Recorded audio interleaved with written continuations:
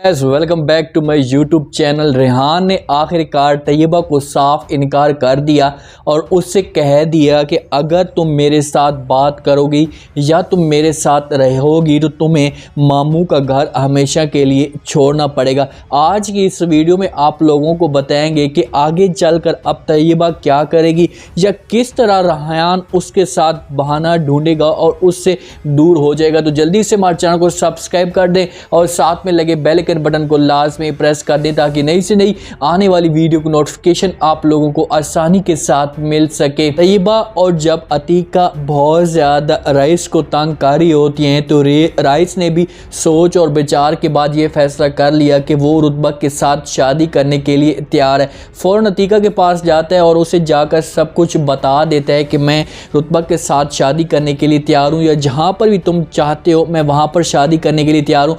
जिस पर ये दोनों तैयबा और अतीका बहुत ज़्यादा खुश होती हैं और अतीका इस खुशी को अपने शौहर के साथ भी शेयर कर देती है। जैसे ये सब कोई तैयबा को पता चलता है तो तैयबा फ़ौरन अतीका को कहती है कि मैं अपने मामू की जो शादी होगी वो बड़े धूमधाम के साथ मनाऊंगी या बड़ी खुशी के साथ मनाऊंगी या मैं बहुत ज़्यादा रस्म करूँगी। तो यहाँ पर ये दोनों ये फैसला करती हैं कि अब इन दोनों को आपस में मिलवाया जा सके ताकि ये दोनों एक दूसरे के साथ बात कर सकें और एक दूसरे को समझ सकें। वहाँ पर रईस जाता है रुतबा के पास। रुतबा यही होती है अतीका के घर पर, तो वहाँ पर दोनों एक दूसरे के साथ मिलते हैं। तो रईस खुलेआम कह देता है रुतबा को कि मुझे आपके साथ कोई भी लंबी चौड़ी बात करने की ज़रूरत नहीं है या मैं आपके साथ लंबी बहस नहीं करूँगा। मैं सिर्फ आपको यही कहूँगा कि मैं तुम्हें पसंद करता हूँ और मैं तुम्हारे साथ शादी करना चाहता हूँ। जैसे रुतबा ये बात सुनती है तो वो तो पहले भी उन्होंने कहा हुआ है कि आपको रईस जो कुछ भी कहे आपने इनकी हाँ में हाँ मिला देनी है।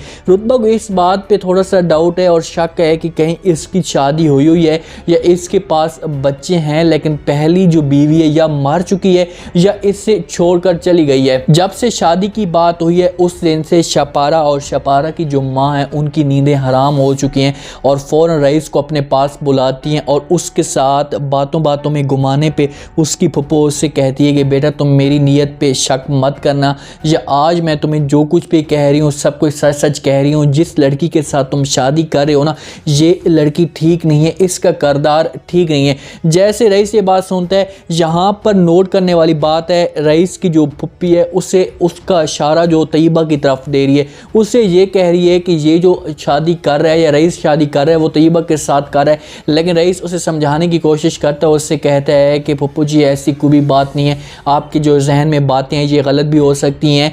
मैं जिस लड़की के साथ शादी करने जा रहा हूँ वो लड़की बहुत ज़्यादा अच्छी है। वहाँ पर शपारा भी मौजूद होती है और शपारा की तरफ इशारा करके शपारा को ये भी कह देता है कि ये जो लड़की पसंद की है ये अतीका बहन ने की है और उसकी खुशी मैं देखना चाहता हूँ, इस वजह से मैं उसके साथ शादी करूँगा। जब दोनों ये बातें यहाँ पर सुनते हैं तो इनके पाँव तले ज़मीन निकल जाती है, इनको समझ नहीं आती कि आखिरकार ये लोग क्या करें। इस वजह से इनके पाँव तले ज़मीन निकल जाती है कि अतीका को इन्होंने बड़ी मुश्किल के साथ इस घर से निकाला और अब ये फिर अतीका की मर्ज़ी के मुताबिक आ रही है इस घर में दुल्हन। तो लास्ट में बात है जो भी बात होगी या जो भी फैसला होगा वो अतीका की मर्ज़ी के मुताबिक होगा, तो हमारी यहाँ पर कोई भी बात नहीं चल पाएगी।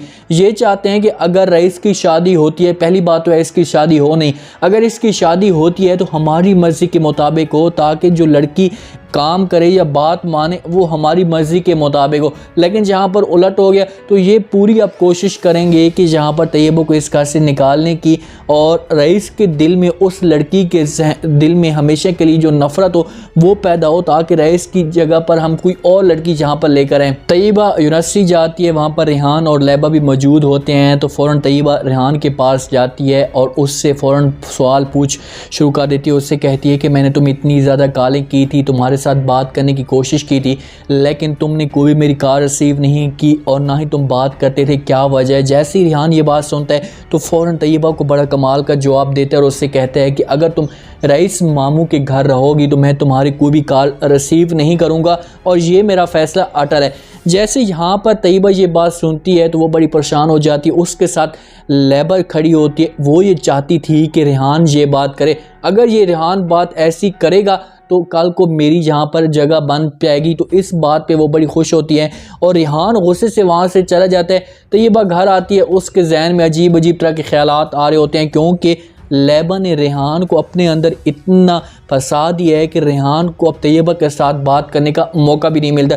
तैयबा घर आती है, उसके जहन में अजीब तरह ख्यालात आ रहे होते हैं, उसका दिमाग पागल हो रहा होता है, पानी पीने लगती है तो फ़ौरन उस बेहोश हो जाती है और फ़र्श पर गिर पड़ती है। जैसे फ़र्श पर गिरती है तो वहाँ पर किचन में हो सकती है, कोई वहाँ पर उसका नौकर आकर इसे देख सकता है, वो रईस को कॉल कर सकता है या उसे बता सकता है। रईस कॉल पे बात कर होता है, फ़ौरन भाग कर आता है तैयबा के पास, तो उसे उठाकर हॉस्पिटल में ले जाते हैं। लेकिन जहाँ पर रईस इसकी जो सिचुएशन होगी या इसकी नौयत होगी वो जानने की कोशिश करेगा कि आखिरकार इसके साथ ऐसा मसला क्यों है, इससे पूछने की कोशिश करेगा, लेकिन रईस इससे नहीं बता देगा।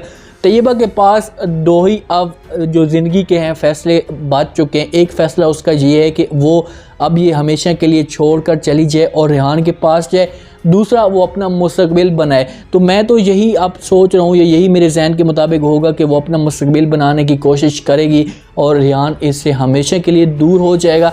इससे बेहतर इसके लिए शब्बो था कि शब्बो इसके लिए हर तरह की खुशी अपने दिल के साथ एक्सेप्ट कर रहा है। इसने इतना बड़ा काम किया लेकिन बीच में फिर भी शब्बो ने कोई भी ऐसी बात नहीं की। तो मेरे आज का ये रिव्यू, आज का ये आप लोगों को पसंद आया होगा। अपने कमेंट सेक्शन में अपनी राय लास्ट में देना, बताना है कि आपको क्या लगता है कि क्या इस तरीके से रेहान हमेशा के लिए छोड़ देगा तैयबा को। तो कमेंट सेक्शन में लाजमी दें, चैनल को लाइक सब्सक्राइब लाजमी कर दें, अपना ख़ास ख्याल करें, दुआ में याद रखें।